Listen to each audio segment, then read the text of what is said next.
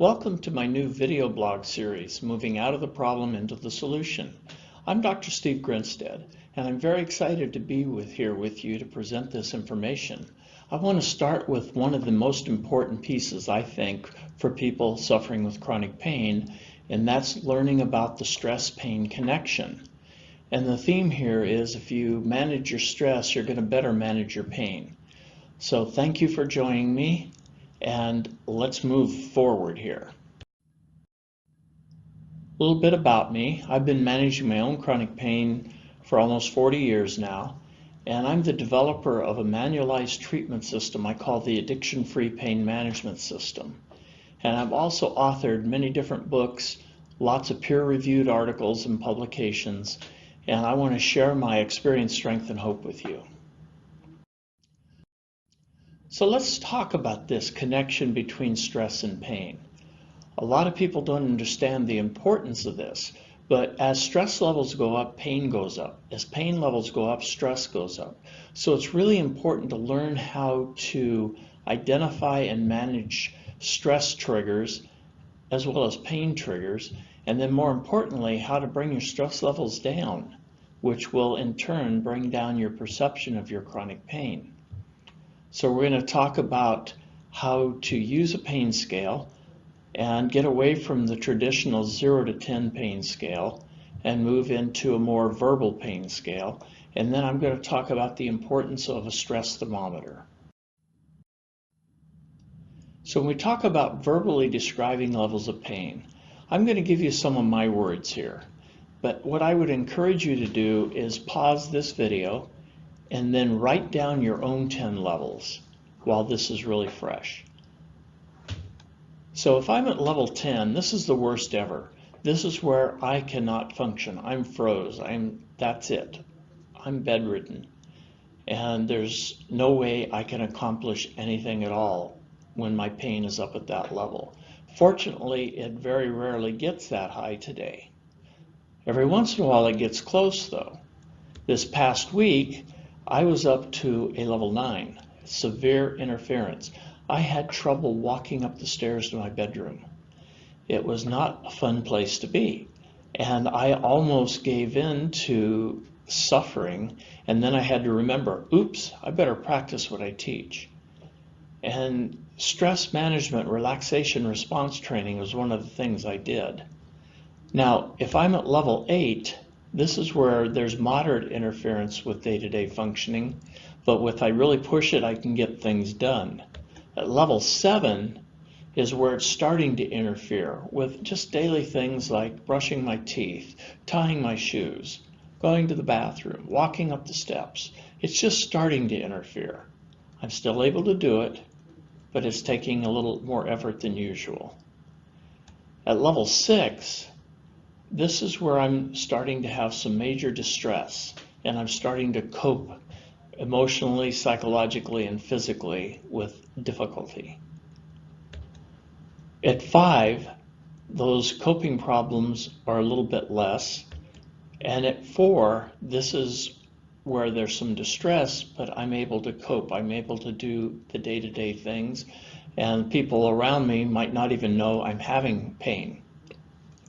Level 3, it might be disturbing, but no distress. I said it might be, because a lot of times when my pain level is that low, I might not even notice it unless someone asks me about it, or if I have to think about it. At level 2, it's noticeable. It's like, okay, no big deal. And at level 1, it's barely noticeable. So using this scale, how would you rate your 10 levels? So again, if you're watching this video, I would encourage you to take a minute to stop and write down your own levels. I find it's also very important to take notes while you're going through these video blogs.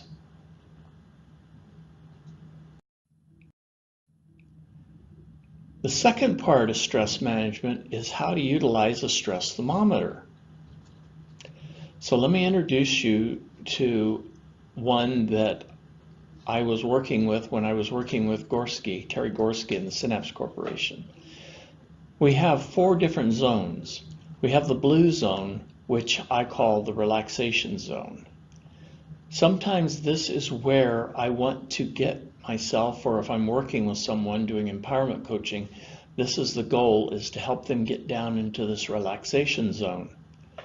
So what are these first three levels? Well, level one is, when you first wake up in the morning, you're nearly asleep, you're really relaxed.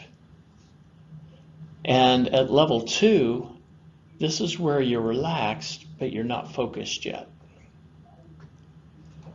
At level three, you're relaxed, but you're focused on relaxing. I call it vacation mode. Then the next zone is the go zone. We call this functional stress. This is the stress we need to have in order to get things done. Level 4 is when we come online, we get focused and active. Level 5, I call it being on cruise control. I'm able to function with no extra effort. Have you ever had those days though when you're going along and it takes a little effort, more effort than usual? That's level 6. This is a red flag for anyone living with chronic pain, because when you hit level 6, it has a tendency to start amplifying your pain sensitivity. Then when you get into the next zone, the yellow zone, this is the stress reaction zone. This is where we start moving from our frontal lobes back into the survival brain, fight, flight, freeze, the amygdala limbic system. When we hit level 7, there's this inability to focus and we space out. When we hit level 8, this is where I get irritated, agitated, driven, and defensive. When it hits level 9, this one is where I have a tendency to do or say things I'm going to regret. I call it foot and mouth stage. And it's the overreaction. Now, like many of the people I've worked with, I have a trauma history, both from childhood and the Marine Corps. And when I hit level 10, it could trigger a trauma reaction. At level 10, this is where there's a behavioral and cognitive loss of control that occurs. This is where I might lash out. This is where I might be tempted to use inappropriate pain relief, for example. When the stress levels go up to 15, this is where there's a disconnection between reality, some dissociation. And at level 9, and between 9 and 15 can happen in just a heartbeat. When you hit level 20, some people I've worked with have gone from middle green to full psychosis and collapse. So that's the stress thermometer. So the next part is how to build some relaxation tools. The first step is to understand the stress thermometer and match what's going on in your life to the levels that are going on the thermometer. Then the goal is to keep it below 7. Like I say, level 6 is where you need to pay attention, because when you hit level 7, you could go on autopilot and you might not recognize that you have a problem until it gets up to 8, 9, 10 or higher. When I work with my patients, we have given each other permission. I say, if you notice your stress is going up, call a timeout.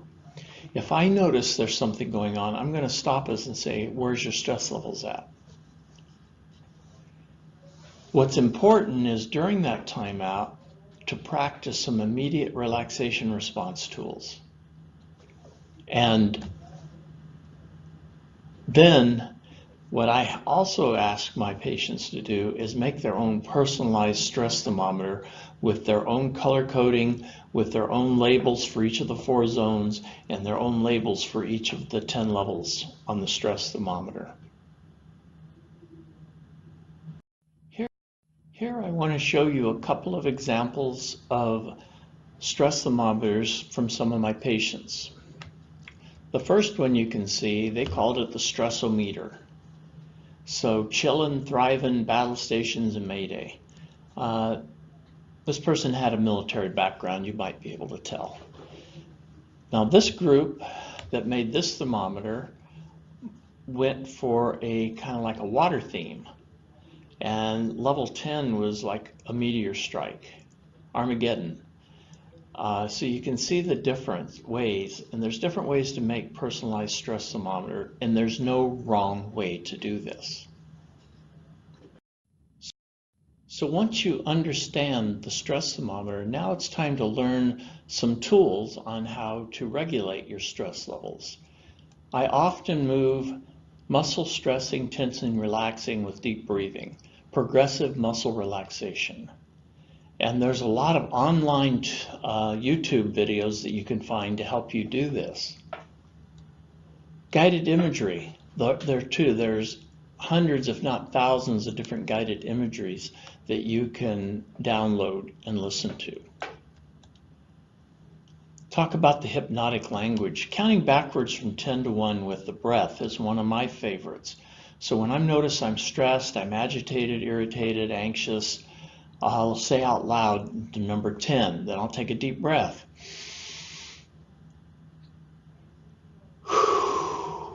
Hold it and release. Then I'll say the number 9 and do the same thing. Take a deep breath. Hold it and release. By the time I get down to 7 or 6, I'm pretty much calm. I've calmed myself down. And if I'm in the middle of a pain flare-up, I start noticing my pain's more bearable. It's more manageable. Making a gratitude list. It's impossible to be in suffering and gratitude at the same time. This is one I use personally, and I really recommend people get into using frequently. And then when you have a trigger, it's stop everything and start writing. Everything I can think of I'm grateful for. Even if I don't think I'm grateful, what would it be like to be grateful? Right now I'm grateful because as I'm sitting here recording this, my dog Becca is sitting here at my feet and just giving me love. Prayer and reflection, tapping into the unlimited potential of spirituality. That is such a crucial one, prayer and meditation. Self-hypnotics, I'm going to talk more about that in a minute. More relaxation response tools. Well, some people find getting out into nature and going for a walk. Motion is lotion. And when I was in the middle of a big pain flare-up this past week, I literally had to force myself to get up and move. And every time I did, I was so grateful. Prayer and meditation, again, is really crucial for my daily spiritual practice. Moving for aerobic exercise or dance, moving to the music. My partner and wife, Ellen, she does trance dance. She became a trance dance facilitator. It's a really good way to get in the body and to escape the pain and suffering. Yoga, Tai Chi, if you haven't tried those, it might be really important, but be careful, especially with yoga. Make sure the practitioner understands your limits and your disabilities, if any. One of the things that also helps is to notice where you're carrying stress and tension, and then learn how to breathe into it, release, and relax. Soothing music. And what might be soothing for me might be aggravating for you and vice versa, but it's finding music that works for you. And just take a minute to stop the video and write down at least 3 or 4 things that you can commit to practicing on a daily basis to help you lower your stress and therefore lower your perception of pain. I want to share with you my favorite relaxation technique. There's my dog Becca. And as soon as I'm through recording this video, I'm going to get down on the floor with my dog and just cuddle for a little bit. She's a really love dog and a good way to bring my stress levels down. So again, it's really important to move out of the problem into the solution and managing your stress to better manage your pain. I mentioned earlier the self-hypnotics. I would encourage you to Google Potentials Unlimited and look at the different titles that they have available. So thank you for joining me today, and as always, onward and upward.